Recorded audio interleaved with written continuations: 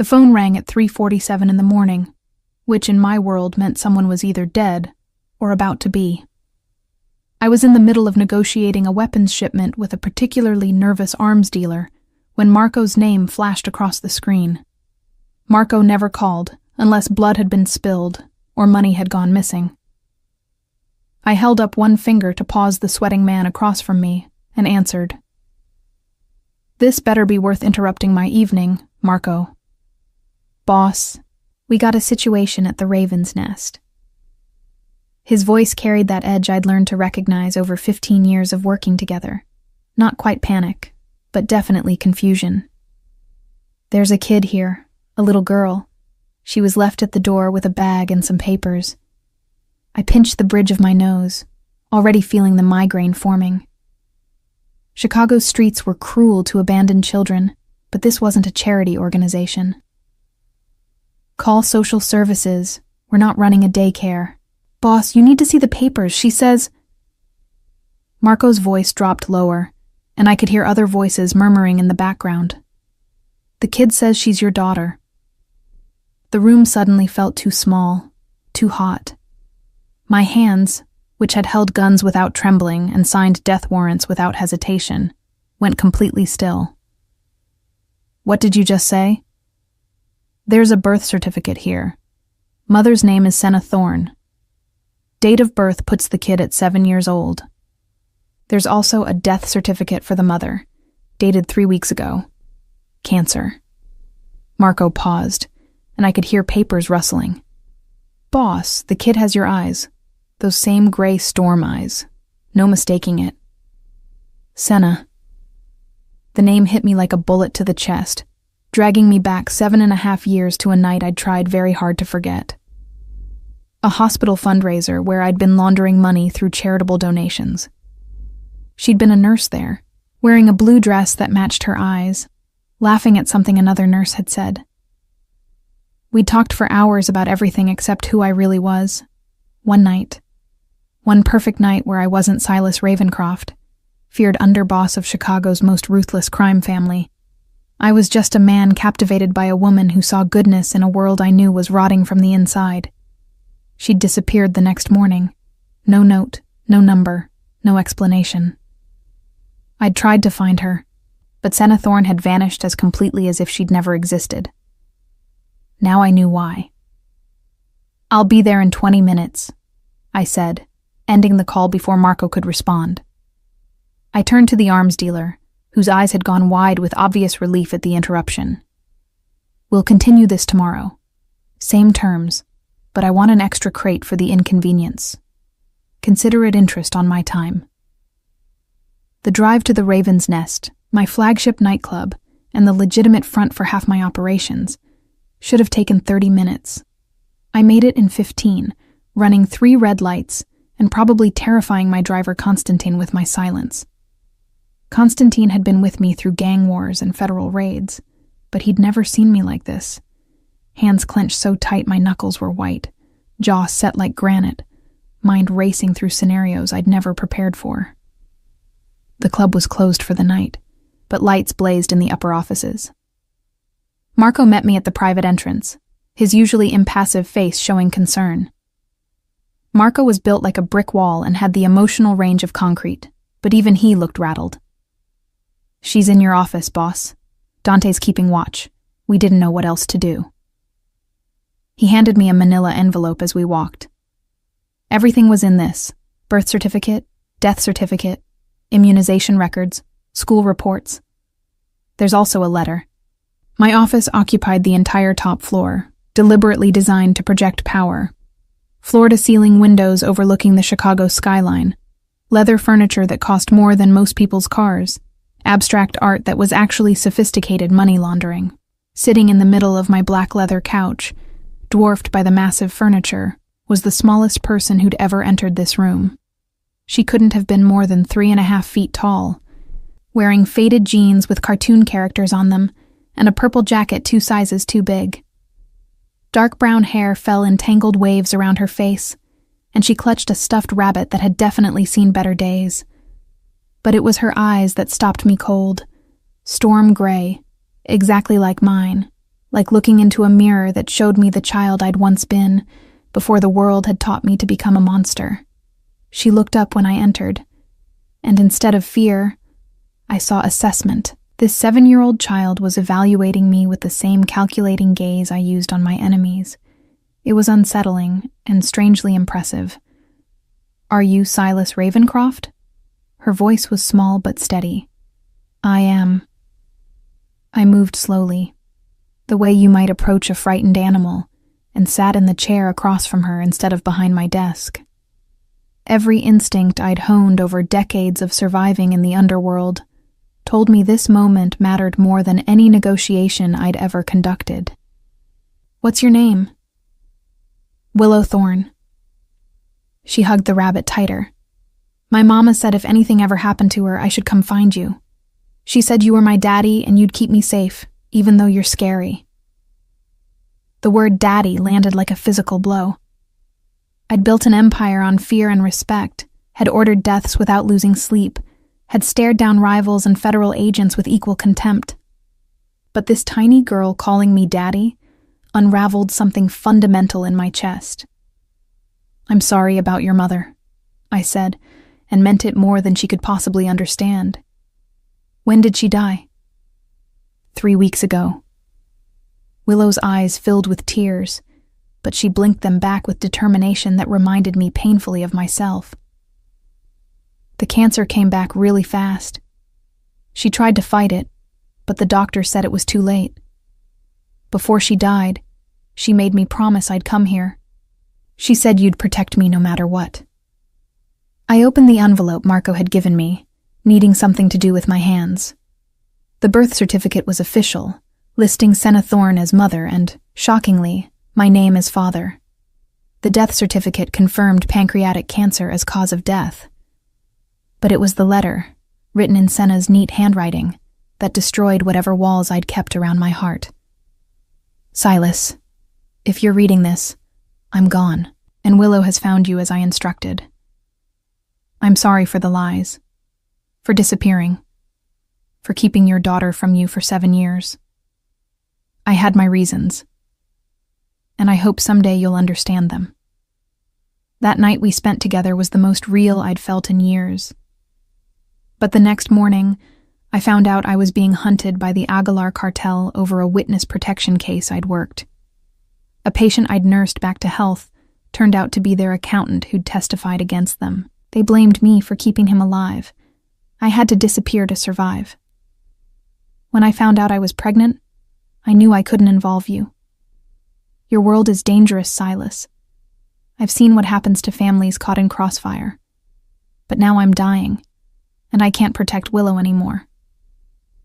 You're the only person I trust to keep her safe from the people still looking for me. She's smart, stubborn, and braver than any 7-year-old should have to be. She loves art, hates broccoli, and has nightmares about losing people she loves. She's been through hell watching me die. Please, Silas, give her the stability I couldn't. I loved you that night, and I've loved you every day since through the daughter we made. Protect her. Forever yours, Senna." I read it 3 times, each word carving deeper into whatever remained of my humanity. Senna had been hunted. She'd been alone and pregnant and terrified. And instead of coming to me, to the man who could have protected her, she'd disappeared to protect me. The Aguilar cartel. Mexican drug smugglers who'd been expanding into Chicago for years. We'd had skirmishes, territorial disputes, but nothing that explained why they'd hunt a nurse for 7 years. "Did your mother ever talk about people looking for her?" I asked Willow gently. She nodded, fingers twisting in the rabbit's worn fur. "Sometimes we had to move really fast. Mama would pack everything in the middle of the night and we'd go to a new city. She always said we were on an adventure, but I knew she was scared. The last place we lived, in Cincinnati, some men in a black car followed us from school. Mama got really sick after that. The stress made the cancer worse," the doctor said. Rage, pure and incandescent, flooded through me. The Aguilar cartel had killed Senna as surely as if they'd put a bullet in her brain. They'd hunted her for years, stressed her into illness, stolen years I should have had with my daughter. They'd created this terrified child who'd had to watch her mother waste away while running from shadows. But I couldn't show that fury to Willow. She'd been through enough trauma. So I carefully folded the letter and set it aside, then looked at this little stranger who carried my DNA and Senna's courage. Willow, I need you to understand something. I'm not a good man. Your mother was right that my world is dangerous. But she was also right that I'll protect you no matter what. I leaned forward, holding her gaze with mine. From this moment on, you're safe. No one will hurt you. No one will hunt you. And anyone who tries will have to go through me first. Are you really bad? She asked with heartbreaking directness. Mama said you did scary things, but that you'd never hurt someone who didn't deserve it. How did I explain to a 7-year-old that I ran organized crime operations? That the money funding this building came from weapons deals and protection rackets? That I'd killed men with my own hands and ordered the deaths of dozens more? I do things that aren't always legal, I said carefully. But I follow a code. I don't hurt innocent people. I don't involve children. And I always protect what's mine. I paused, then added what I needed her to hear. You're mine, Willow, my daughter. That makes you the most protected person in Chicago. She studied me for a long moment, then did something completely unexpected. She slid off the couch, crossed the space between us, and wrapped her small arms around my neck. Mama said you'd smell like leather and coffee. She was right. My arms came up automatically, awkwardly, holding this small, fragile thing who'd just upended my entire existence. She was so tiny, so breakable. And suddenly I understood why parents became irrational when their children were threatened. I'd burned Chicago to the ground before I let anyone touch her. The first week with Willow was like learning a foreign language while simultaneously running a criminal empire. On Monday morning, I sat through a meeting about territorial disputes with the Irish mob, while Marco texted me that Willow had refused to eat anything except chocolate chip cookies for breakfast. On Tuesday, I negotiated a truce with corrupt police officials, while my phone buzzed with updates that Willow had locked herself in the bathroom at my penthouse and wouldn't come out. Wednesday brought a weapons inspection at the docks, and the revelation that 7-year-olds required something called playdates with age-appropriate friends. I'd faced down cartel enforcers, federal investigations, and rival mob bosses without breaking a sweat. A 70-pound child brought me to my knees daily. "Boss, we've got a problem," Marco said. Thursday afternoon, standing in my office doorway with an expression that suggested he'd rather face a firing squad than continue this conversation. The kid needs to go to school, and she needs, girl things, clothes, hair stuff. I don't know, maybe someone who can do pigtails?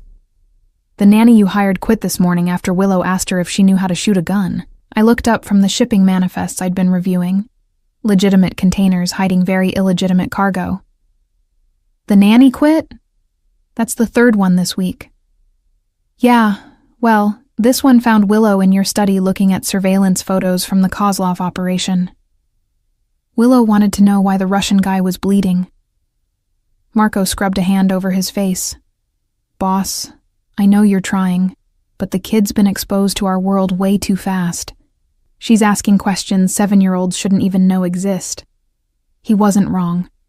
I'd been so focused on keeping Willow safe that I hadn't considered how abnormal my life would seem to a child who'd spent 7 years living normally with Senna. My penthouse had panic rooms and enough weapons to outfit a small army. My staff consisted of enforcers and assassins who'd kill without hesitation. Every conversation I had involved violence, money, or both. This wasn't an environment for raising a child, but it was my environment, and Willow was now part of my world, whether I liked it or not. "Set up an appointment with that private school in Lincoln Park," I said, making a decision. "The one that costs more than some people's mortgages. They'll take her with enough monetary persuasion, and their security is excellent. Boss, that school has a waiting list years long. They don't just... Marco. I own 3 buildings in Lincoln Park, including the one that houses their endowment fund offices. They'll take her. Also, find me someone who knows about children. Not a nanny. Someone who can teach me what the hell I'm supposed to be doing. That someone turned out to be Vera Kozlov, sister to the very Russian man who'd been bleeding in my surveillance photos. Vera was 60, terrifying in her own right, and had raised 7 children in the middle of Moscow's organized crime world before emigrating to Chicago. When I'd explained my situation, carefully editing out exactly how her brother had ended up bleeding, she'd looked at me like I was the stupidest man she'd ever met. "You want to learn to be father?" she'd said in heavily accented English. "First rule, child needs routine. Bedtime, mealtime, bath time. Same every day. Children need to know what comes next. Makes them feel safe." "I can do routine," I'd said confidently. I ran multi-million-dollar operations with military precision. How hard could a 7-year-old's schedule be? Very hard, as it turned out. Willow had nightmares every night that first week, waking up screaming for Senna. The first time it happened, I'd burst into her room with my gun drawn, expecting threats, only to find her sobbing into that ratty stuffed rabbit. I'd stood there frozen, completely unprepared for this scenario, until instinct had overridden training and I'd gathered her into my arms. "Mama's gone," she'd cried into my shoulder, small body shaking. "She's really gone and she's never coming back." "I know, sweetheart." The endearment had felt foreign on my tongue, but somehow right. "I know it hurts, but you're not alone. I'm here, and I'm not going anywhere." "You promise?" She'd pulled back to look at me with those storm gray eyes swimming in tears.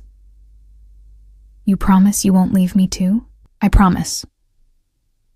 And I'd meant it with every dark corner of my soul. "You're stuck with me now." Those nighttime vigils became our routine. Every night around 2 a.m., Willow would wake up crying, and I'd be there. Sometimes we'd talk about Senna, and she'd tell me stories about their life on the run. The small apartments, the middle-of-the-night moves, the way Senna had made every new place feel like home. Other times, we'd sit in silence while I held her. This tiny person who'd somehow become the center of my universe in 7 days. Vera taught me other things too. How to make Willow's favorite breakfast, scrambled eggs with cheese cut into tiny pieces because she hated chunks. How to brush her hair without yanking. Start at the bottom and work your way up. How to read the signs when she was overwhelmed. She'd go quiet and clutch that rabbit like a lifeline. How to make her laugh. Terrible dad jokes apparently worked across all criminal organizations. "Why did the Scarecrow win an award?" I'd asked during breakfast on Friday, feeling ridiculous. Willow had looked up from her eggs suspiciously. "Why?" "Because he was outstanding in his field." The giggle that escaped her had been worth every ounce of dignity I'd sacrificed. Marco, standing guard by the door, had nearly choked trying not to laugh at his boss telling corny jokes. But the hardest part wasn't the routine, or the nightmares, or even the terrible jokes. It was explaining my world to someone innocent enough to believe in fairy tales, but smart enough to recognize darkness when she saw it. "Daddy, why do all your friends carry guns?" Willow asked Sunday afternoon. We were in my study, me working on legitimate business accounts while she colored at the coffee table. Dante and Marcus were stationed by the doors, and yes, both were visibly armed. I looked up from the spreadsheet showing profit margins from my construction company. Completely legal, used for laundering purposes, but technically legitimate. "They're not exactly friends, sweetheart. They're people who work for me." "But why do they need guns for work?" Mama was a nurse, and she never had a gun. This was the conversation I'd been dreading. How did I explain violence to someone who'd only ever known her mother's gentle care? "Some people in this world are dangerous," I said carefully, gesturing for her to come sit with me. She abandoned her coloring and climbed into my lap, something she'd started doing that made my chest feel tight in unfamiliar ways. My job involves dealing with those dangerous people sometimes. The guns are to make sure everyone stays safe. Are you dangerous? Her small hand traced the edge of my collar where a scar disappeared beneath my shirt. A knife wound from years ago. Yes. I wouldn't lie to her. Senna had asked me to protect her, and protection started with honesty. I do things that scare people, but I have rules. I never hurt people who don't deserve it, and I always keep my promises. Like your promise to keep me safe? Exactly like that promise. That's the most important promise I've ever made. She thought about this for a moment, then nodded as if my explanation made perfect sense in her 7-year-old worldview. Okay, but Daddy, if someone tries to hurt me, can I have a gun too? Absolutely not. But you just said, when you're older, I'll teach you to protect yourself. But right now, you're 7. Your job is to be a kid, go to school, make friends, and let me handle the dangerous stuff. I tapped her nose gently. Deal? Can I at least learn karate? I couldn't help but laugh. Yes, we can do karate. That's actually a good idea. That night, after I'd read her 3 chapters of some book about magical horses, and she'd finally fallen asleep, I stood in her doorway watching her breathe. The guest room had been transformed over the past week, walls painted soft purple, shelves filled with books and toys, that ratty rabbit occupying pride of place on her pillow. She looked so small in the queen-sized bed, so vulnerable, and I felt the weight of responsibility settle even heavier on my shoulders. I'd killed for less than what the Aguilar cartel had done to Senna and Willow. They'd hunted an innocent woman to death and traumatized my daughter. That debt would be paid in blood. But first, I had to master the art of making school lunches and learning to braid hair. Vera had been adamant that Willow needed normalcy, and apparently normalcy included things like cute braids and fun lunch notes.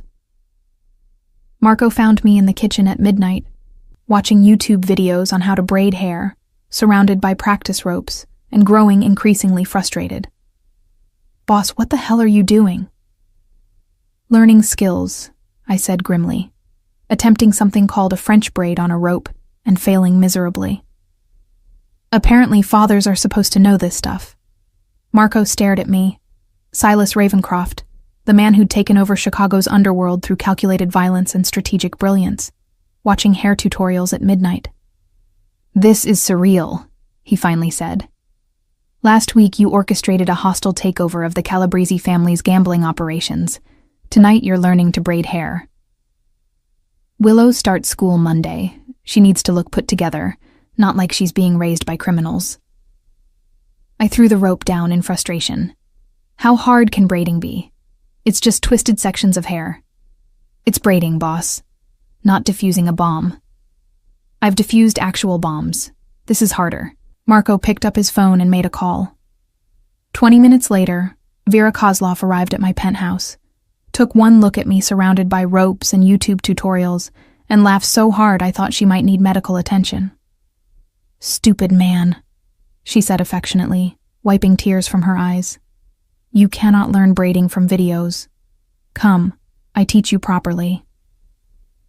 We spent 2 hours in my kitchen, Vera patiently showing me how to section hair, how to keep tension even, how to secure the end without making it too tight.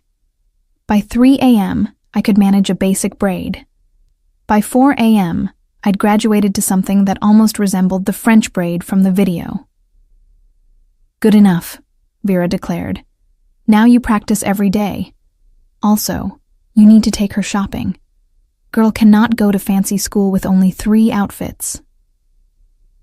I'll have someone buy... No. Vera's voice went sharp. You take her. Father and daughter shopping trip. She needs to pick things she likes, and you need to learn what she likes. This is bonding. Bonding through shopping. I'd negotiated $1 million deals and survived assassination attempts, but apparently retail therapy was my next challenge. Monday morning arrived with the speed of an oncoming train. Willow stood in her new private school uniform, navy skirt, white blouse, little blazer, looking simultaneously adorable and terrified. I'd managed an acceptable braid on the first try, which Vera would definitely hear about. "What if they don't like me?" Willow whispered, as we walked toward Lincoln Park Preparatory Academy. I'd driven her myself instead of sending Constantine, needing this moment with her. "What if they think I'm weird because I don't have a mom?" I knelt down to her level right there on the sidewalk, ignoring the stares from other parents arriving with their children. "Listen to me, Willow. Anyone who doesn't like you isn't worth your time. You're smart, brave, and strong. You've survived things these kids couldn't even imagine. That makes you extraordinary." "But I miss Mama." Her eyes filled with tears. "She was supposed to be here for my first day." "I know, sweetheart. I know." I pulled her into a hug, this small person who'd become everything in just over a week. "Your mama loved you more than anything. She'd be so proud of how brave you're being." "Are you proud of me?" "Every single second of every single day." The first phone call from Lincoln Park Preparatory came 3 days after Willow started school. I was in the middle of a tense meeting with the Calabrese family, who were not happy about my recent acquisition of their gambling operations, when my personal line rang. Only 3 people had that number: Marco, Dante, and now the school. I answered immediately, holding up a hand to silence the angry Italian man mid-threat. "Ravencroft." "Mr. Ravencroft, this is Principal Morrison. I'm calling about Willow." The woman's voice carried professional concern that made my blood run cold. "There's been an incident." I was already standing, already moving toward the door. Marco read my expression and immediately fell into step behind me, while Constantine materialized with the car keys. The Calabrese family would have to wait. Nothing mattered except whatever incident involved my daughter. "What happened? Is she hurt?" I kept my voice level through sheer force of will, but my hands had already curled into fists. "She's physically fine, but emotionally upset. There was an altercation during lunch. Another student made comments about her not having a mother, and Willow responded by pushing the child into a mud puddle and telling her, and I quote, 'My daddy could make your daddy disappear forever.'" Principal Morrison paused meaningfully. "Mr. Ravencroft, we need to discuss appropriate conflict resolution and the concerning nature of that threat." Relief that she wasn't injured warred with pride that she'd defended herself, complicated by the realization that I'd need to teach her how to make threats that didn't reveal family business. "I'll be there in 10 minutes. The drive to Lincoln Park Prep took 8 minutes. I walked into that school with Marco at my back. He'd insisted on accompanying me after I'd explained the situation, and every parent and teacher in the hallway gave us a wide berth. Something about 2 large men in expensive suits moving with predatory purpose made people nervous. Imagine that. Principal Morrison's office was decorated with inspirational posters about reaching for stars and believing in yourself. Willow sat in a chair too large for her, covered in mud, braids half undone, clutching that rabbit. Her eyes were red from crying, but her jaw was set stubbornly. Sitting across from her was a blonde girl in a pristine uniform, and her mother, who looked like she'd never experienced hardship more serious than her latte being made incorrectly. "Mr. Ravencroft, thank you for coming so quickly." Principal Morrison gestured to an empty chair. "This is Mrs. Hartley and her daughter Madison. We're here to discuss the incident and appropriate consequences." "What exactly did Madison say to Willow?" I asked, sitting down and pulling my daughter's chair closer to mine. Willow immediately grabbed my hand with both of hers. Mrs. Hartley spoke before the principal could. "Madison was simply making conversation about families. It's not her fault that Willow got violent. We expect better from students at this institution." I asked what she said, not your interpretation of events. My voice dropped into the register that made grown men confess secrets. "Principal Morrison?" The principal looked uncomfortable. Madison apparently asked Willow why her mother wasn't at drop-off this morning. When Willow explained that her mother passed away, Madison said, and I'm quoting multiple witnesses here, "That's what happens when poor people don't go to good doctors. My mommy says people like your mommy die because they're not smart enough to get good insurance." The temperature in the room seemed to drop 20 degrees. I looked at Madison Hartley with the same expression I used on people who'd betrayed my trust. The child shrank back into her chair. "That," I said quietly, "is what you consider making conversation about families?" Mrs. Hartley flushed. Children understand cruelty perfectly well. They learn it from somewhere." I turned my attention to Principal Morrison. "My daughter lost her mother 3 weeks ago to cancer. She's 7 years old, attending a new school, trying to build a life after watching the person she loved most die slowly.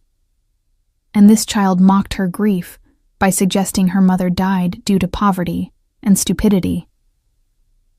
"Mr. Ravencroft, I understand you're upset, but Willow's response was physically violent and included a threat that we cannot ignore. We have zero-tolerance policies for... She pushed a bully into mud. That's hardly violence. As for the threat, she's 7. Children exaggerate." I looked at Willow, whose expression had gone from miserable to hopeful. "Did you hit Madison?" "No, Daddy. I just pushed her a little bit. She kept saying mean things about Mama even after I told her to stop." "And what did you say exactly?" Willow's voice dropped to a whisper. "I said you could make her daddy disappear forever. I'm sorry. I know I'm not supposed to talk about what you do. Out of the mouths of babes." I squeezed her hand gently. "We'll discuss appropriate responses at home. But you defended your mother's memory and yourself. That's not something to apologize for." "Mr. Ravencroft, I must insist," Principal Morrison began.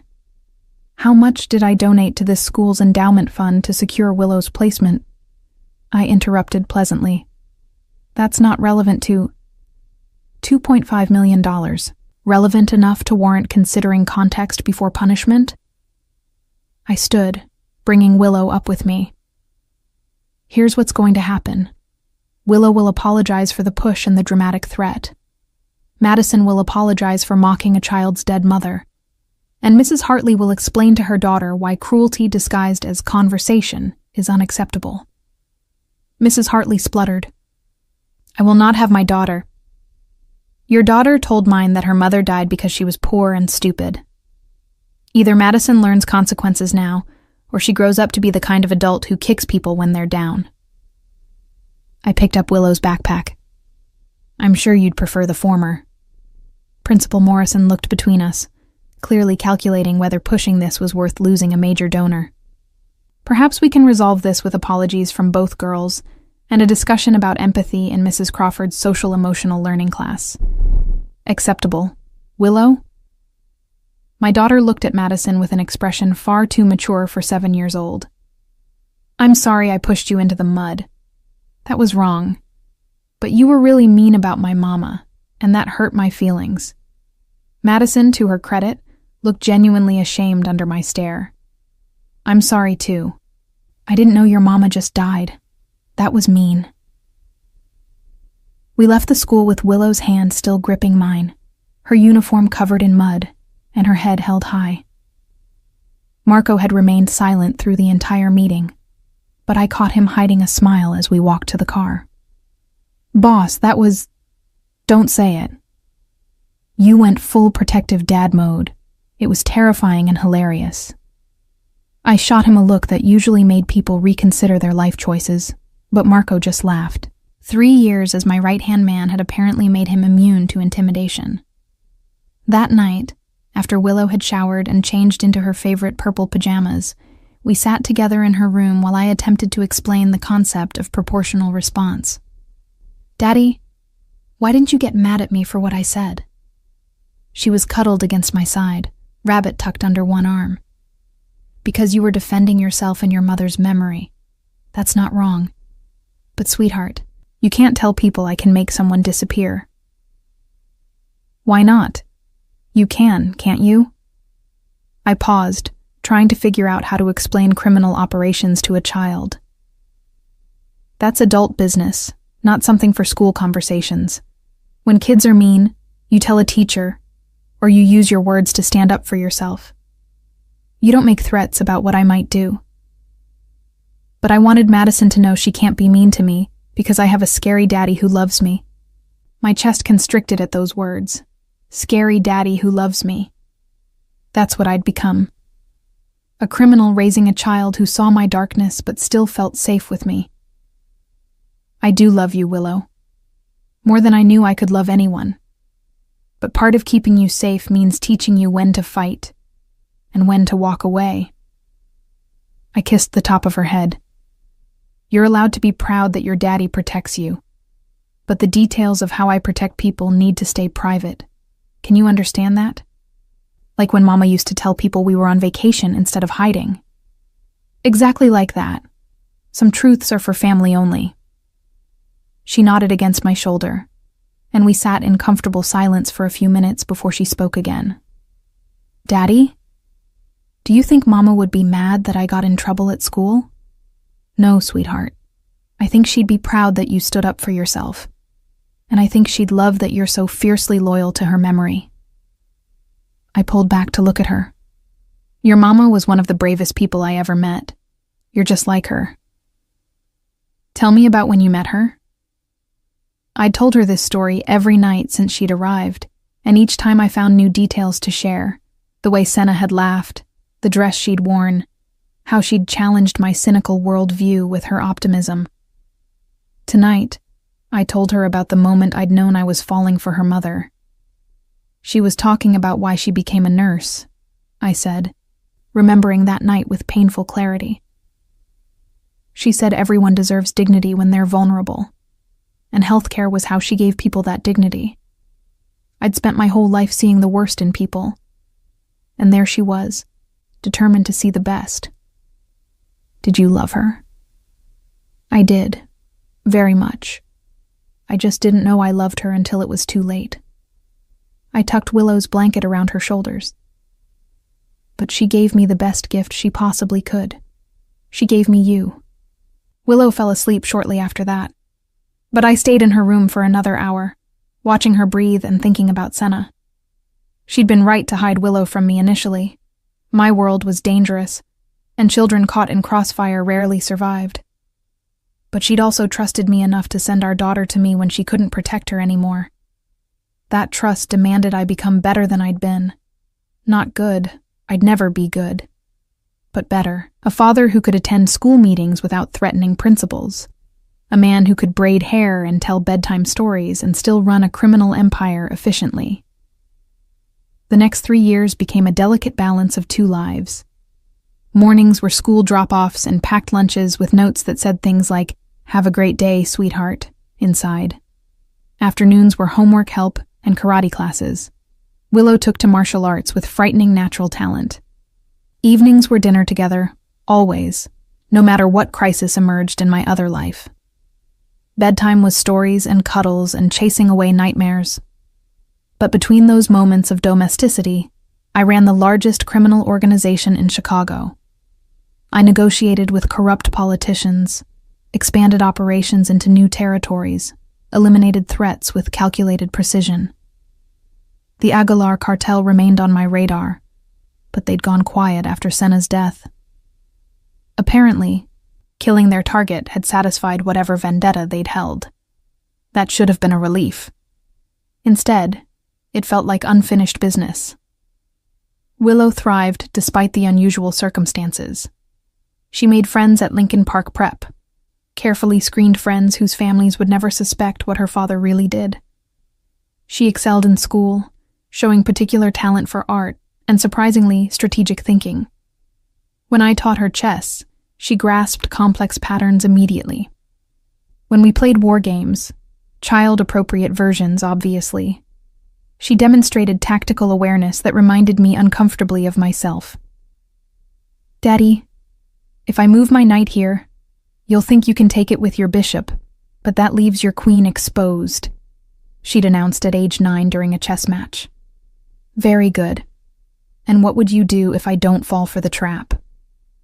I have 3 backup plans depending on which piece you move. Marco, watching this exchange from his position by the door, had muttered, "Boss, your kid is going to be terrifying when she grows up." He wasn't wrong.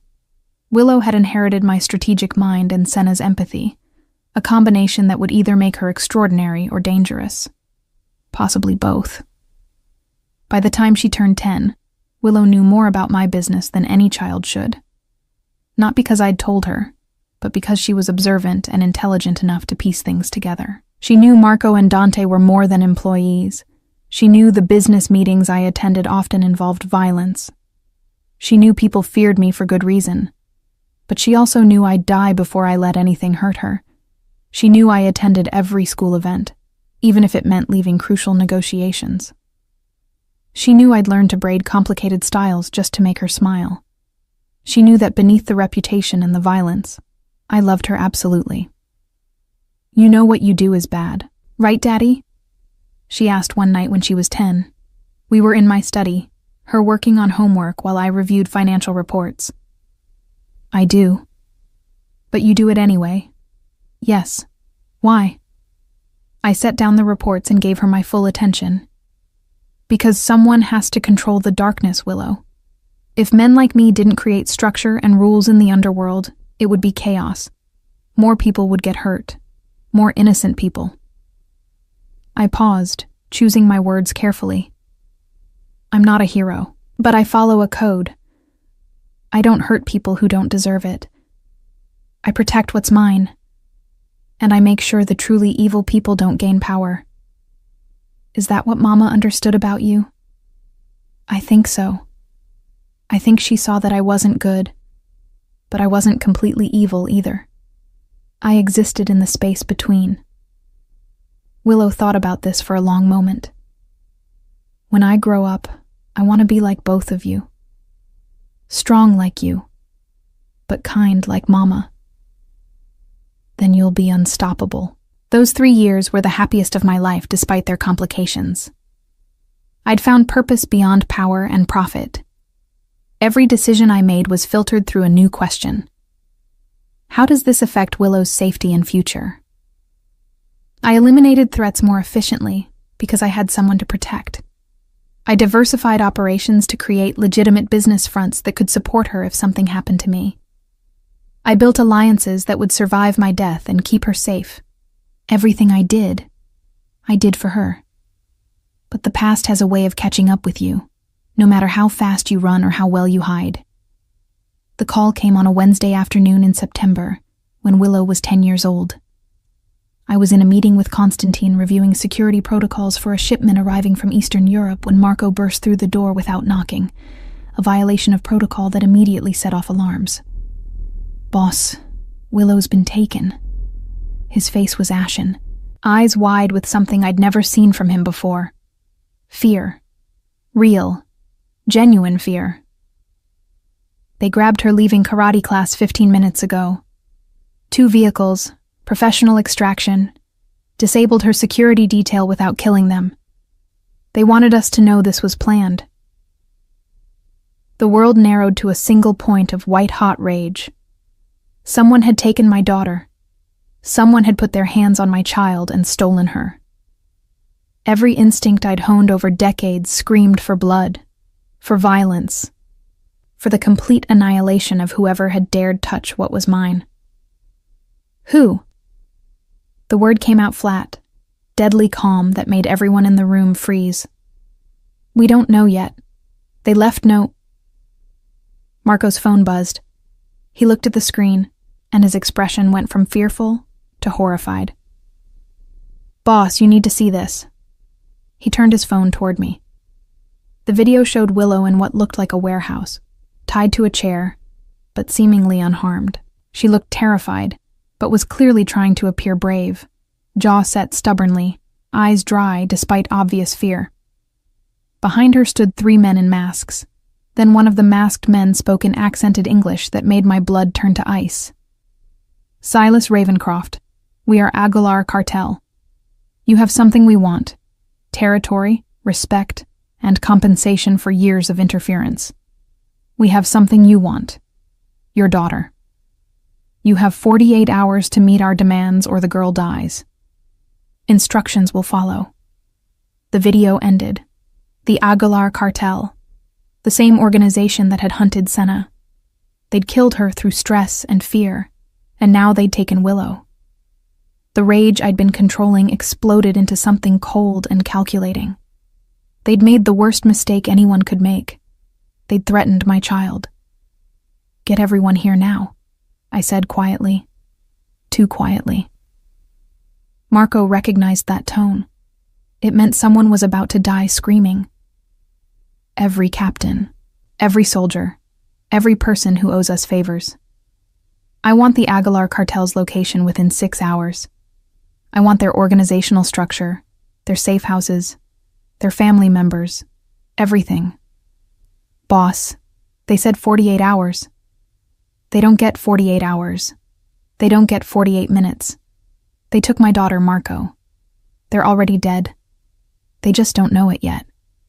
I stood, already planning the assault. Call Dimitri and tell him I need his Bratva connections in Mexico. Call Chen and activate his Triad intelligence network.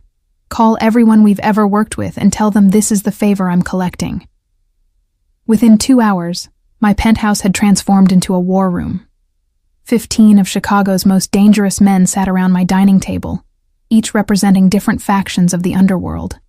The Irish mob, the Bratva, the Triads, independent operators, everyone who owed me or feared me enough to help.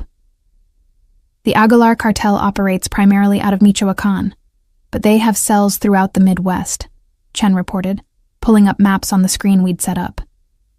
They've been expanding into Chicago for years, trying to muscle in on territory. Taking Ravencroft's daughter is either incredible stupidity or a calculated risk. It's desperation, Dimitri added. His Russian accent was thick, but his English was perfect. We've cut into their distribution network significantly over the past year. They're losing money and influence. This is them trying to regain power through leverage. They don't have leverage. They have a death sentence. I studied the maps, noting safe house locations, known cartel members, possible warehouse sites. Willow's somewhere in Chicago. They wouldn't risk crossing state lines with a hostage this high profile. Start with abandoned warehouses in their territory. Cross-reference with properties purchased or rented in the last month by shell companies. That's hundreds of locations, boss, Marco said carefully. Then we search hundreds of locations. We have 6 hours before they expect contact. I want her found before they realize we're not negotiating. My phone buzzed with a message from an unknown number. Another video. This one showed Willow, still tied to the chair, but now one of the masked men was standing closer to her. The man spoke directly to the camera. 48 hours, Ravencroft. Don't test our patience. The girl is comfortable for now, but that can change. Comfortable for now. I memorized every detail of that video. The lighting suggesting overhead fluorescence, the concrete walls indicating industrial building, the sound of traffic in the background, meaning near a major road, the slight echo suggesting large open space. Every piece of information was a clue to her location. Daddy? Willow's voice came through the speaker, small and frightened but trying so hard to be brave. Don't do what they say. Don't let them win. The video cut off, but those words, don't let them win, they were pure Willow, pure Senna, brave even when terrified. Boss, she's telling you something, Marco said suddenly. That's not just courage, she's giving you information. He was right. Willow was smart enough to know I'd analyze every frame. Play it again. Focus on what's behind her. We watched the video 15 times, examining every detail. On the 7th viewing, Dante spotted it. A logo partially visible on a crate behind Willow. The logo was for Midwest Industrial Supply, a company that I knew had gone bankrupt 6 months ago but still owned several warehouses. There, I said, freezing the frame. Midwest Industrial Supply. They had 3 warehouses in Chicago. Marco, find out which one is in Aguilar territory and still accessible. 20 minutes later, we had the location, an abandoned warehouse in Pilsen, historically Aguilar territory, purchased through a shell company 3 weeks ago. The timing was perfect. They'd been planning this for weeks. We go tonight, I announced. Fast, quiet, and lethal. No witnesses, no survivors except Willow. I want every Aguilar member in that building dead. Boss, respectfully, going in aggressive could get Willow killed if they panic, Dante said carefully. Maybe we should... No negotiation. No waiting. They took my daughter, and they're going to learn why that was the last mistake they'll ever make. I looked around the table at these dangerous men, each one capable of extreme violence. Anyone not comfortable with a massacre can leave now. No one moved. Good. Gear up. We move in 2 hours. The assault on the Pilsen warehouse was planned with military precision. Dimitri's Bratva provided heavy weapons and breaching equipment. Chen's triad offered electronic warfare support to jam communications. The Irish mob created diversions on the other side of the city to pull police attention away. Marco coordinated teams to hit every known Aguilar safe house simultaneously. No one was escaping tonight. I led the primary team, 12 men who'd been with me through wars and federal investigations. We approached the warehouse at 2 a.m., using night vision and suppressed weapons. Thermal imaging showed 15 heat signatures inside, one much smaller than the others. Willow. Remember, I said quietly into the comms. The small signature is my daughter. Everything else is a target. No mistakes. The breach was textbook perfect. Dante's team hit the south entrance while Marco's team took the north. My team went through the roof, rappelling down on tactical lines directly into the main warehouse space. Suppressed gunfire sounded like whispers as we eliminated sentries. I dropped into the warehouse to find exactly what I'd expected. A large open space with concrete walls, overhead fluorescents, crates marked with Midwest Industrial Supply logos, and in the center, tied to a chair, was Willow. She wasn't crying. She wasn't screaming. She was sitting perfectly still, eyes tracking movement around her with the same calculated awareness I'd taught her during chess games. When she saw me descending from the ceiling like an avenging angel, her expression shifted from fear to relief to something that looked remarkably like pride. 3 men guarded her directly. They died before they could raise their weapons. The rest of the warehouse erupted into chaos as the Aguilar soldiers realized they were under assault. But we had surprise, superior numbers, and motivation that turned us into something beyond just armed men.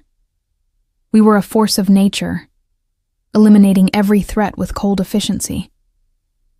I reached Willow in under 90 seconds, cutting through her restraints while Marco and Dante secured the perimeter. She launched herself at me, small arms wrapping around my neck so tight I could barely breathe. "I knew you'd come," she whispered against my shoulder. "I knew you wouldn't negotiate." "Never, sweetheart. Never." I held her close, checking for injuries, finding only bruises from the restraints. "Did they hurt you?" "No. They were scared of you. I could tell. They kept arguing about whether this was a mistake." She pulled back to look at me with those storm gray eyes. "Daddy, I think they wanted to be caught. Like this was a trap or something." Smart girl. Too smart for her own good sometimes. The realization hit me the same moment Marco shouted a warning. The thermal imaging had shown 15 heat signatures, but now I counted bodies. Only 12 Aguilar soldiers, plus the 3 I'd killed. That left 3 signatures unaccounted for. The explosion came from the east wall, breaching it inward with enough force to knock several of my men off their feet. Through the smoke and debris came the missing 3, not Aguilar soldiers, but professional mercenaries in tactical gear. And leading them was someone I'd never expected to see again, Senna Thorne walked through the smoke with a rifle in her hands and murder in her eyes. Eyes that were supposed to be closed forever in a grave in Cincinnati. She was thinner than I remembered, harder, with new scars visible on her forearms, and a coldness in her expression that hadn't existed 7 years ago. But it was definitely her. "Get away from my daughter, Silas," she said calmly, rifle aimed at my center mass. Willow's scream of "Mama!" was the only sound in the suddenly silent warehouse. Time seemed to stop as I stared at the ghost of a woman I'd mourned for 3 years. Senna Thorne, who I'd believed died of cancer, stood 15 feet away with a rifle pointed at my chest and 3 professional killers at her back. She looked like death personified. All lean muscle and cold efficiency. Nothing like the gentle nurse who'd laughed at my terrible jokes 7 years ago. But it was her eyes that broke something in me. Those blue eyes I'd dreamed about, that Willow had described with painful longing, were now empty of warmth. She looked at me like I was a threat to eliminate, not the father of her child. "Mama?" Willow's voice cracked with confusion and hope. "Mama, you're alive? But the doctor said—" "I lied, baby girl." Senna's rifle didn't waver, but her voice softened slightly when addressing our daughter. "I had to make everyone think I was dead to protect you. To protect both of you." My mind raced through possibilities and explanations, trying to make this impossible situation make sense. "You faked your death. The certificate, the funeral, all of it was staged." It wasn't a question. The pieces were falling into place with awful clarity. "You sent Willow to me knowing the Aguilar cartel would come after her eventually. You used our daughter as bait." "Not bait, protection." Senna's jaw clenched. "I knew you'd keep her safe while I eliminated the threat. And I was right. She's alive, isn't she?" "She's traumatized." I kept myself between Senna and Willow, not entirely sure whose side the armed woman was on. "She spent 3 weeks believing you died in agony. 3 years thinking she'd lost her mother forever. Do you have any idea what that did to her?" "I know exactly what it did, because I've spent 3 years tracking down every Aguilar cartel member who ever threatened my family." Senna's voice turned to ice. 63 men, Silas. I've killed 63 cartel members, worked my way up their organization, eliminated every person who knew Willow existed. The 3 men who planned to use her against me, I saved them for last." She gestured with her rifle, and I realized the 3 mercenaries weren't her backup. They were prisoners, bound and kneeling in the shadows. I recognized one of them from intelligence reports, Javier Aguilar, nephew of the cartel's founder and the operational leader for their Chicago expansion. "You set this up," I said slowly. "The abduction, the ransom demand, all of it. You knew I'd find Willow, knew I'd come with overwhelming force, knew the Aguilar soldiers would be trapped between us. I've been hunting these 3 for 18 months. They were too well protected, too paranoid, too careful. But they couldn't resist one last chance at the leverage they've been seeking for years." Senna finally lowered her rifle, but her expression remained hard. "I needed them to come out of hiding, and they needed bait valuable enough to risk everything. Willow was that bait. You put our daughter in the crosshairs." The rage I'd been controlling exploded. "You used a 10-year-old child as part of an assassination plot." "I kept her alive," Senna shouted back. And there, finally, I saw emotion crack through her cold facade. "Do you think this was easy? Sending her away? Letting her believe I died? Watching from the shadows for 3 years while she grew up thinking I'd abandoned her?" "Mama?" Willow's small voice cut through our argument. "You've been watching me?" Senna's expression crumbled. "Every day, baby. Every single day. I was at your school plays, hidden in the back. I was outside your karate class. I watched you learn to ride a bike in Lincoln Park. I've seen every moment of your life, even if you didn't see me. Then why didn't you come back?" Willow pulled away from me, taking tentative steps toward her mother. "If you were alive, why didn't you tell me?" "Because they would have found you." Senna dropped to her knees, setting her rifle aside, tears finally streaming down her face. "As long as these men lived, you weren't safe. They knew about you, had your picture, were planning to use you against me.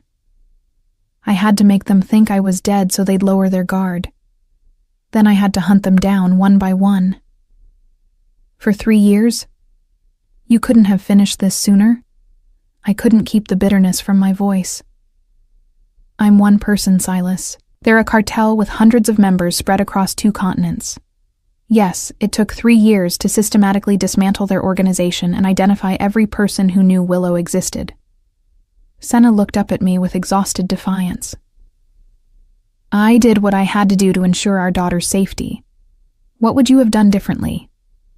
She had a point, much as I hated to admit it. If someone had threatened Willow, I would have burned the world down brick by brick until the threat was eliminated. Senna had done exactly that. She'd just done it alone, quietly, over 3 years of methodical assassination. Willow stood between us now, looking back and forth like she couldn't decide whether to be furious or relieved. "You let me think you died. You let me cry every night. You missed my birthday 3 times. I know, baby. I know, and I'm so sorry." Senna held out her arms, and after a long moment, Willow ran into them. They collapsed together on the concrete floor, both crying, 3 years of grief and fear pouring out in broken sobs. I watched this reunion with conflicting emotions: relief that Senna was alive, rage that she'd orchestrated this deception, pride that she'd been capable of the sustained violence necessary to protect our daughter, confusion about what happened next.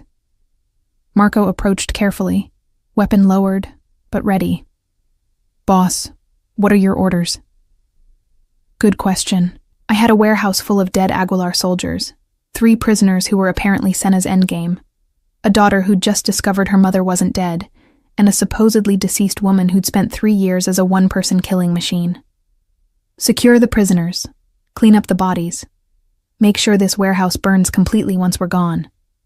I looked at Senna. "We need to talk, but not here. Bring your mercenaries or whatever they are. We do this at my penthouse where Willow can be comfortable."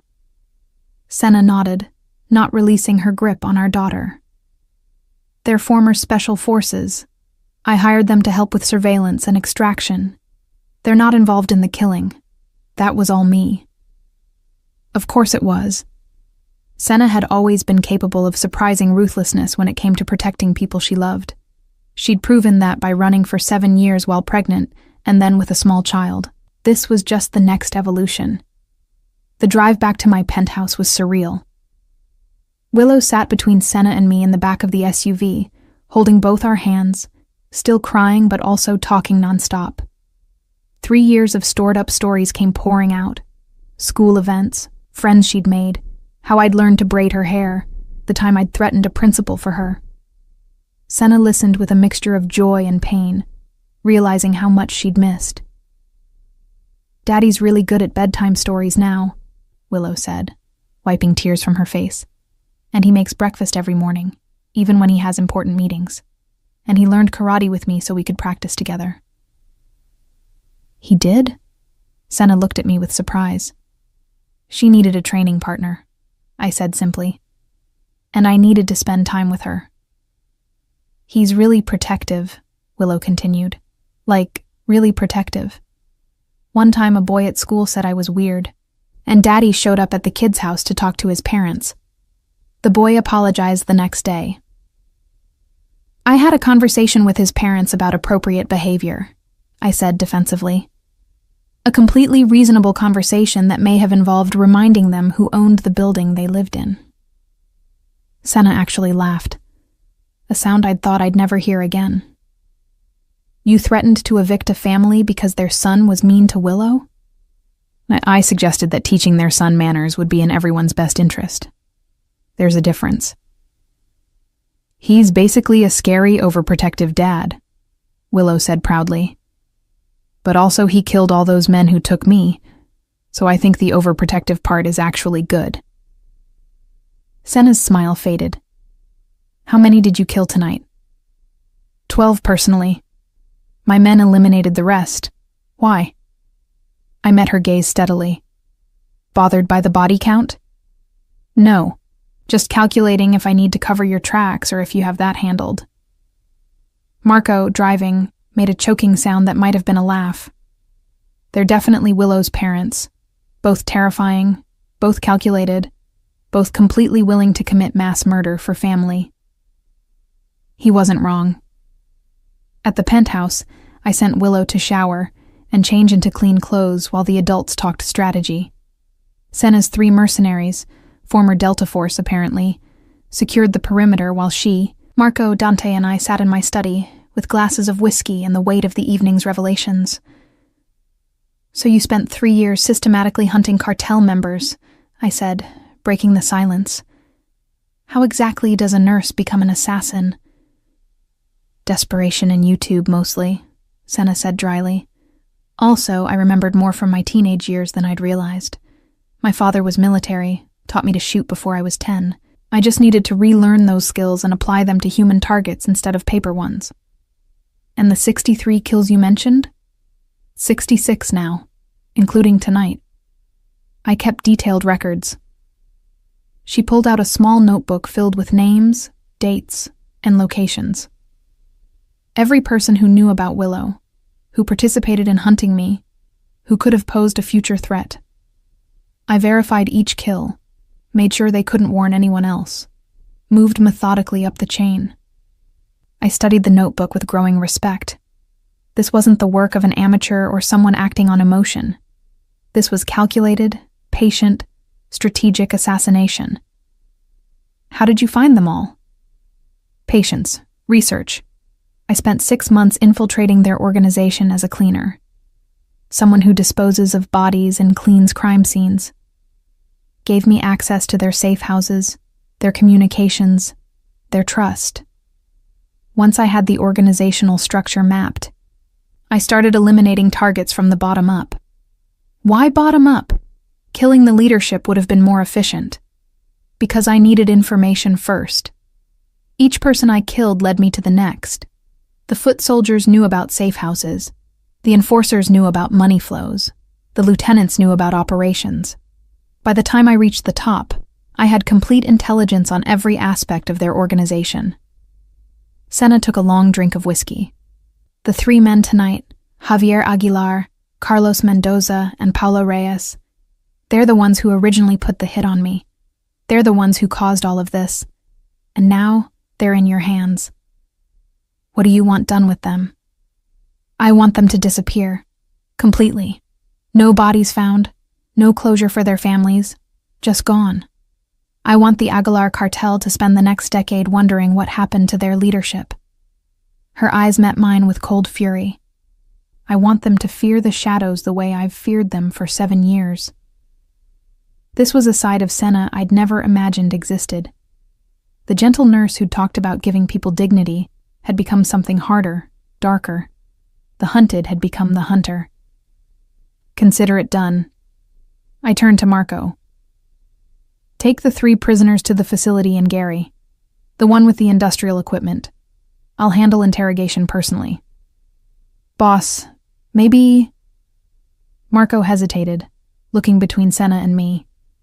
Maybe we should talk about what happens after, like, long-term, because this situation is complicated. He had a point. I'd spent 3 years raising Willow as a single father, building a life that included her completely. Now her mother was back from the dead, hardened by years of violence, and we had to figure out how this family functioned. One crisis at a time, I said. First, we eliminate the final threats. Then we figure out the rest. Willow emerged from her room in pajamas, hair still damp from the shower, rabbit clutched under one arm. She looked between her mother and me with an expression far too serious for a 10-year-old. Are you 2 going to fight about who gets to keep me? Senna and I exchanged glances. No, baby, Senna said softly. We're both keeping you. We're just figuring out how that works. Can we all live together? Like a real family? Willow's hope was palpable and heartbreaking. Could we? I looked at Senna. This woman I'd loved once, had mourned, had replaced in Willow's life to the best of my ability. She'd spent 3 years becoming something similar to what I was. A killer with a code. Someone willing to do terrible things for the people they loved. We can try, I said carefully. The integration of Senna Thorne into my life and organization was surprisingly smooth, considering she'd been legally dead for 3 years. We spent the first week focused entirely on Willow. Therapy sessions with a child psychologist who specialized in trauma, family dinners every night, slowly rebuilding the trust that had been shattered by Senna's staged death. Willow struggled with conflicting emotions, joy that her mother was alive, anger at the deception, fear that one of us would disappear again. I'm not going anywhere, I told her every night during our bedtime routine. Neither is your mother. You're stuck with both of us now. Promise? She'd ask, clutching that worn rabbit. Promise. Cross my heart. Hope to die. Stick a needle in my eye. The childhood oath made her giggle despite everything. But beneath the family restoration, darker work was happening. The 3 Aguilar cartel leaders, Javier, Carlos, and Paulo, were being interrogated in the Gary facility. I'd personally spent hours extracting information about cartel operations, remaining threats, and whether anyone else knew about Willow's existence. The answers were satisfying. After Senna's 3-year campaign of elimination, only these 3 had possessed complete information about our family. Everyone else had fragments of intelligence that pointed nowhere. Senna participated in the interrogations with clinical detachment that was both impressive and unsettling. She'd ask detailed questions about organizational structure, verify answers against her own intelligence, and occasionally suggest enhanced techniques when subjects were resistant. This wasn't the woman who'd saved lives as a nurse. This was someone who'd spent 3 years learning to take them efficiently. You're good at this, I observed during a break between sessions. We were watching through one-way glass as Paulo Reyes sobbed in his restraints, broken by psychological pressure rather than physical torture. Better than some of my most experienced interrogators. I had excellent motivation to learn, Senna said flatly. These men hunted me while I was pregnant, threatened my baby, caused me to spend 7 years running instead of living. Yes, I'm good at making them suffer. It's the only thing that's felt satisfying in years. I understood that sentiment completely. Vengeance was a powerful motivator. On the 8th day of our new family arrangement, we held an emergency meeting of Chicago's major criminal organizations, all the factions that had helped rescue Willow. Senna attended as my partner, and the reactions ranged from shock to respect. The story of her 3-year assassination campaign had spread through the underworld quickly. She'd become something of a legend, the nurse who'd become a ghost, the mother who'd hunted an entire cartel. So you're just back now? Chen asked bluntly. Dead yesterday, alive today, and we're supposed to accept this? You're supposed to accept that the Aguilar cartel is finished, Senna replied calmly. Their leadership is being dismantled as we speak. Their Chicago operations are dissolved. Their territory is available for redistribution. I've spent 3 years earning this victory, and now I'm claiming it. With respect, you're a civilian, Dmitri interjected. Killing cartel members doesn't make you one of us. No, being Silas Ravencroft's partner makes me one of you. She looked at me, and I saw the question in her eyes. Was that true? Senna eliminated a threat to my family and crippled an organization that's been problematic for all of us, I said, making my position clear. She's proven herself more capable than most people in this room. If she wants a seat at this table, she's earned it. The silence that followed was calculating rather than hostile. These were pragmatic criminals who understood actions spoke louder than credentials. Senna had done what most of them couldn't or wouldn't, sustained covert operations against a major cartel for 3 years. What do you want from us? Marco asked her directly. What's your angle here?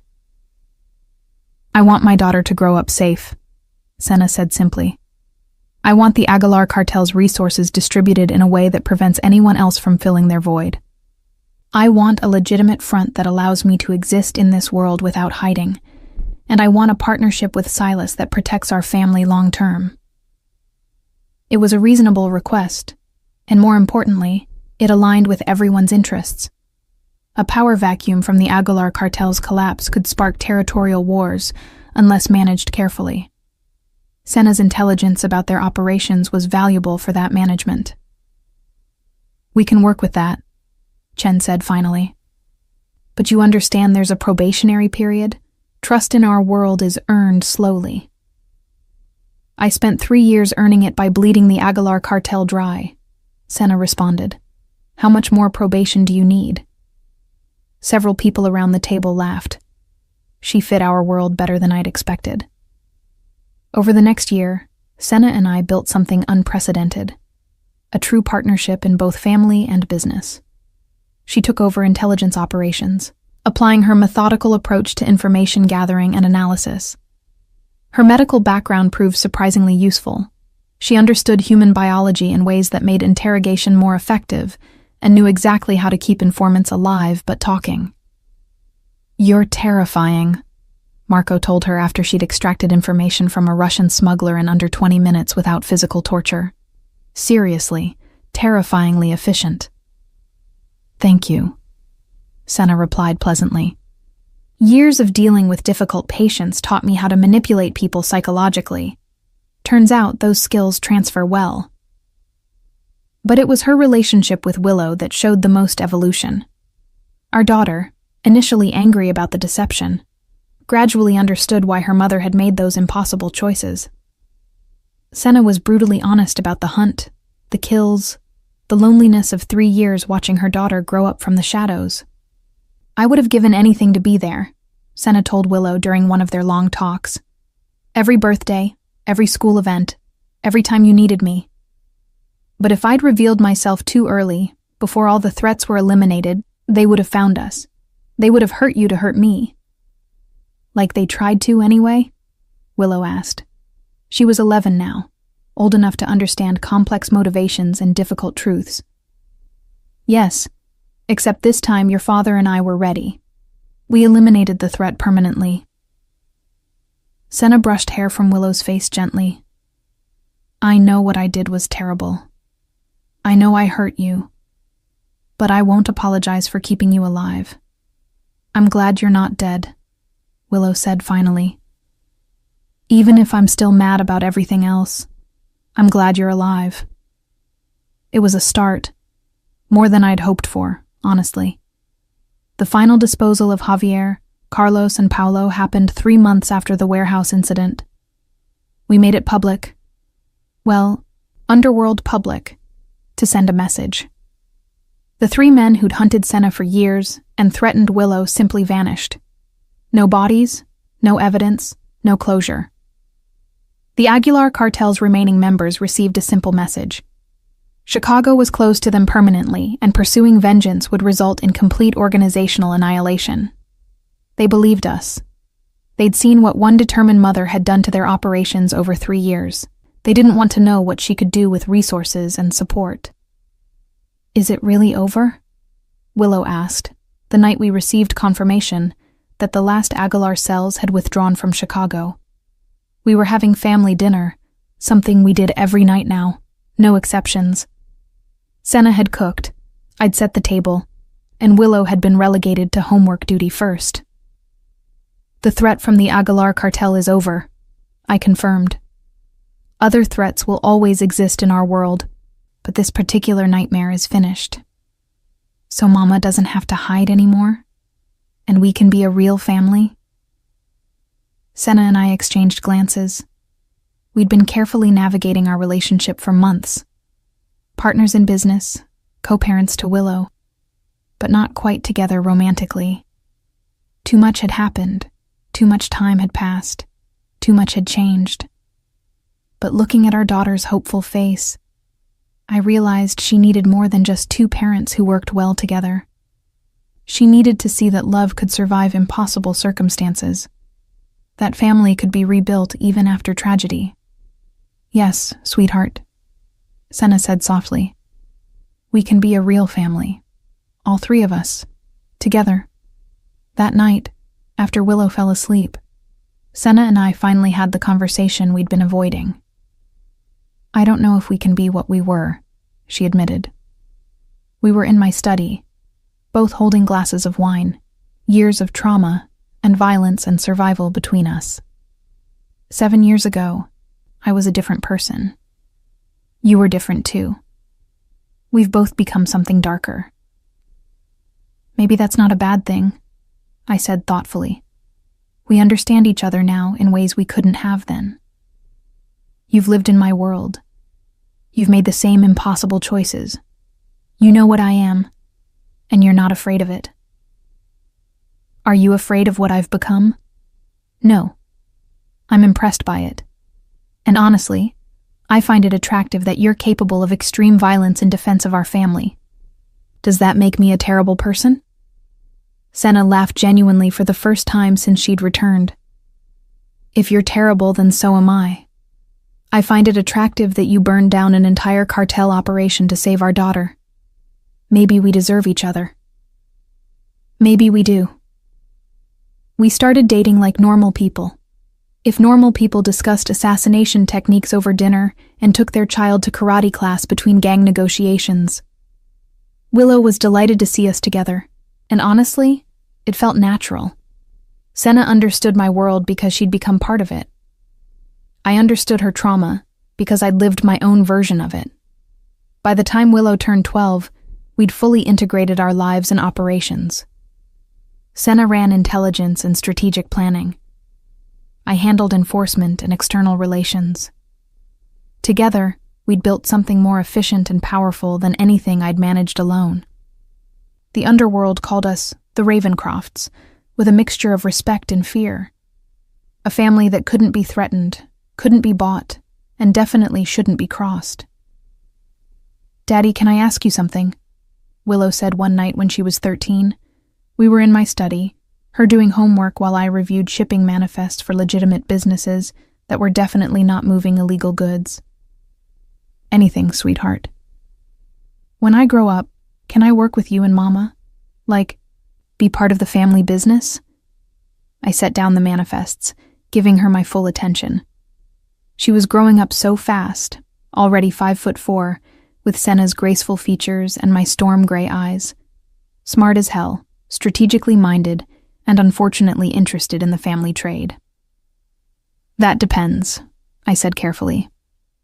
Your mother and I built this empire so you'd have choices. You can go to college, become anything you want, doctor, lawyer, artist, whatever makes you happy. You don't have to follow in our footsteps. But what if I want to? What if I want to learn what you do, be part of what you've built? Senna appeared in the doorway, having overheard the conversation. Then we'll teach you, she said firmly. But first, you finish school. Get educated, learn legitimate skills. The family business will still be here when you're ready. And if I'm never ready, then you live a normal life, and we support that completely, I said. The point of everything we've done, the violence, the empire, all of it, was to give you safety and choices. We won't be disappointed if you choose something different. Willow thought about this, then grinned. I'll probably end up working with you. I'm really good at chess, and Mama says that's basically what you do. Strategic thinking and planning several moves ahead. She wasn't wrong. 3 years later, when Willow turned 16, we finally told her the complete truth about everything. Not the sanitized version we'd given her as a child, but the real story. How Senna and I had met. The one night that created her, why Senna had run, the extent of my criminal operations, the 66 people her mother had killed, and the ongoing work of running Chicago's underworld. She listened to everything without interruption, processing information with the same calculating awareness I'd recognized in her as a 7-year-old. When we finished, she was quiet for a long moment. So basically, you're telling me that I'm the daughter of Chicago's most powerful crime lord, and a woman who single-handedly dismantled a drug cartel, Willow finally said. Yes, Senna confirmed. And you've built this entire empire partially to ensure I'm protected and have opportunities? That's the core of it, I agreed. And you want me to understand all of this so I can make informed choices about my future? Exactly. Willow leaned back in her chair, considering everything. Then she smiled. The same calculating smile I'd seen on Senna's face when she was planning something. I want in, not just eventually, now. Teach me everything. I want to understand the business, learn the strategies, know how to protect what we've built. She looked between us with determination. I'm a Ravencroft. This is my legacy too. Senna and I exchanged glances. We'd hoped she'd choose something safer, something normal.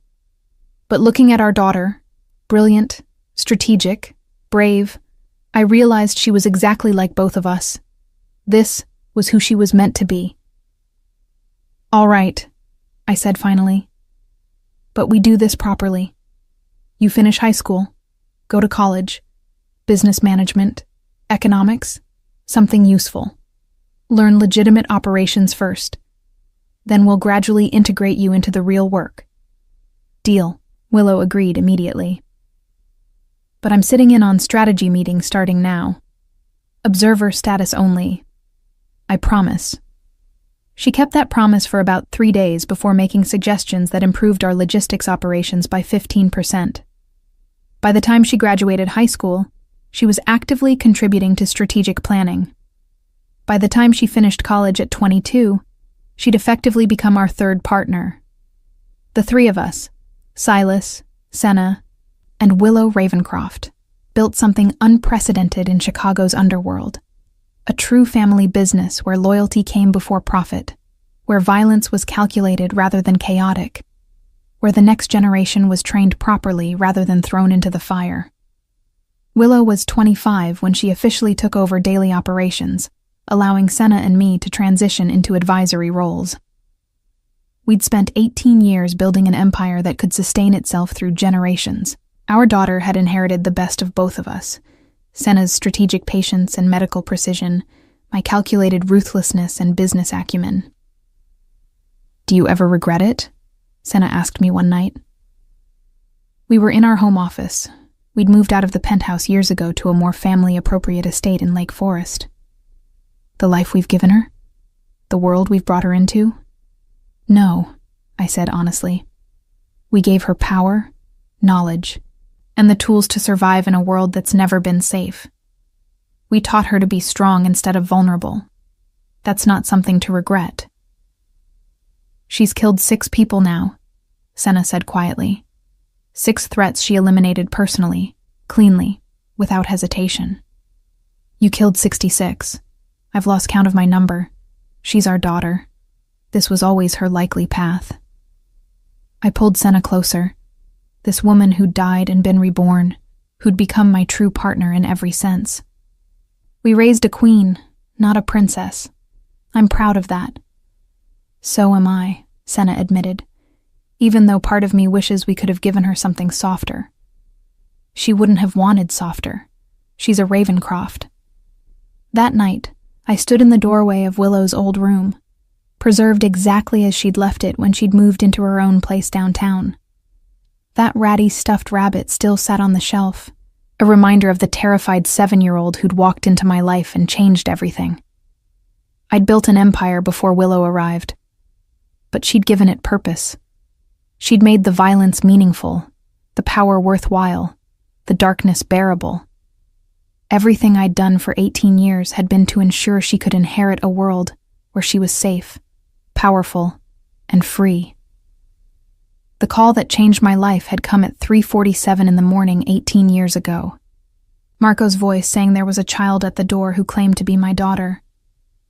I'd walked into that office expecting a problem to solve and found instead the greatest gift I'd ever received. Willow taught me that love could exist in darkness, that family could be built from violence, that redemption wasn't about becoming good. It was about protecting something worth being terrible for. I'd been a monster long before she arrived. But she'd given me a reason to be a monster with purpose. And in our world, that was as close to salvation as people like us ever got.